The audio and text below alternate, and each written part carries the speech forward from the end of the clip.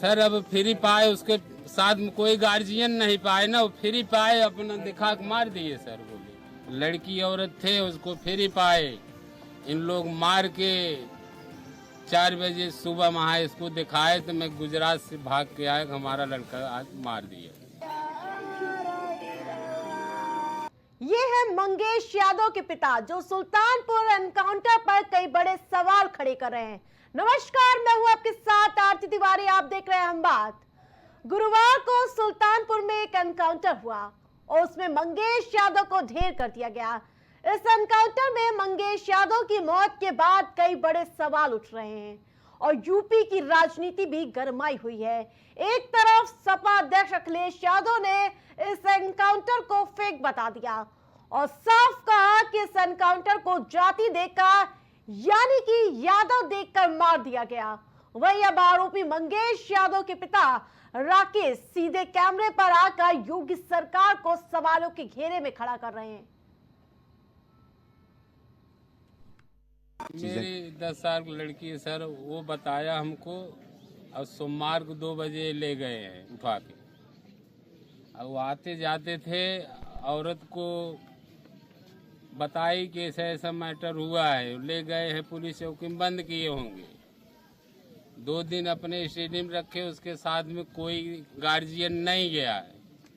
घर पे कोई होता ज्यादा सर, लड़की औरत थे, उसको फ्री पाए, इन लोग मार के 4 बजे सुबह वहाँ इसको दिखाए तो मैं गुजरात से भाग के आया, हमारा लड़का आज मार दिया। क्या घर की तलाशी वगैरह भी ली थी क्या कई बार पुलिस वालों ने? कुछ नहीं सर, आज बिंदास यही, आज साल भर से था हमारे साथ में, कंडक्टरी किया बिंदास। 3-4 महीने सीधे रुक गया था घर पे, और कोई मैटर नहीं था सर उसके पास। किस तरह से देख रहे हैं जो एनकाउंटर हुआ है, जो पुलिस जो दावा कर रही है मुठभेड़ का और इस तरीके का? सर अब फ्री पाए, उसके साथ में कोई गार्जियन नहीं पाए ना, वो फ्री पाए अपना दिखा के मार दिए सर। बोले कुछ बात हुई है क्या किसी बड़े समाजवादी पार्टी के नेता से, अखिलेश यादव जी से कुछ आश्वासन मिला है? सर इतना जानकारी नहीं है तो कैसे मैं बता पाऊंगा। अभी आए जस्ट, हम तो आज ही आ रहा हूँ सर। थोड़ी देर बाद एक कल पर्व देखा उसमें, हम तो गुजरात रहता, लड़का था 2-3 महीने, वो घर चला आया था। पुलिस आरोप लगा रही कि लूट के मामले में शामिल था। पुलिस लगा रही है सर जी, क्या इस तरह का था आप लड़का था ये? जब सर अभी क्या मैं बोलूं सर, अभी हमारा लड़का लड़की को लेके गया ना, पैसा स्कूल में नाम लिखाया, अपना नाम लिखाने को बोल रहा था, मैं बोला लिखा ले, तो बोला हम पढ़ेगा ही नहीं, हम गाड़ी चलाएगा। सर क्या बोलूं, अब वही लड़की को फीस। दरअसल कुछ दिन पहले सुल्तानपुर के ठटेरी बाजार में एक ज्वेलरी शॉप पर दिन दहाड़े करोड़ों की डकैती हो गई, जिसके बाद यूपी की कानून व्यवस्था पर सवाल खड़े होने लगे। इस डकैती कांड के बाद यूपी पुलिस डकैतों की तलाश में जुट गई। इस डकैती कांड के करीब 7 दिन बाद पुलिस की मुठभेड़ हुई 3 बदमाशों से, जिसमें सचिन सिंह, त्रिभुवन सिंह और पुष्पेंद्र, जिनके एनकाउंटर पुलिस ने किए, लेकिन इनके पैर पर ही गोली मारी गई। वहीं जब 2 दिन बाद मंगेश यादव का एनकाउंटर हुआ तो यूपी एसटीएफ ने मंगेश यादव को गोली मारकर मौत के घाट उतार दिया। अब इसमें मंगेश की जाति यादव है और सभी आरोपियों की जाति सिंह या ठाकुर। इसके साथ साथ इसी को लेकर सपा मुखिया अखिलेश यादव ने योगी सरकार पर सवाल खड़े दिए हैं। सपा इस मुद्दे को पूरे जोर शोर से उठा रही है। वहीं जौनपुर में आज सपा नेता लाल बिहारी यादव एनकाउंटर में मारे गए मंगेश यादव के परिवार से मुलाकात करने मंगेश के घर पहुंचे।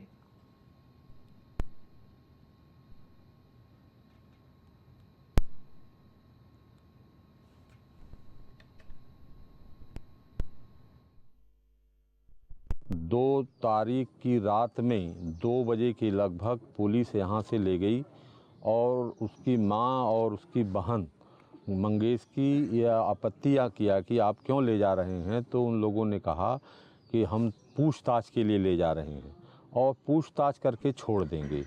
फिर 2 दिन पुलिस जो है आती रही कि अभी अभी लड़के की आपकी पूछताछ हो रही है और पूछताछ करके हम लोग छोड़ देंगे।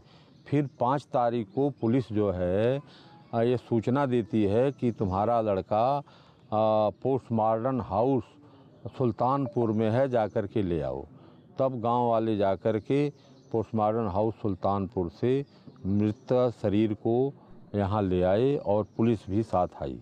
पुलिस यहाँ से उठा के ले गई और हत्या करके, पुलिस अभिरक्षा में हत्या करके लाश को यहाँ पर पहुँचा दिया। इसलिए हमारी ये मांग है कि जो हत्या पुलिस अभिरक्षा में मंगेश यादव की हुई है उसकी FIR दर्ज हो और जो पुलिसकर्मियों ने हत्या किया है उनके खिलाफ कानूनी कार्रवाई की जाए, यही हमारी मांग है।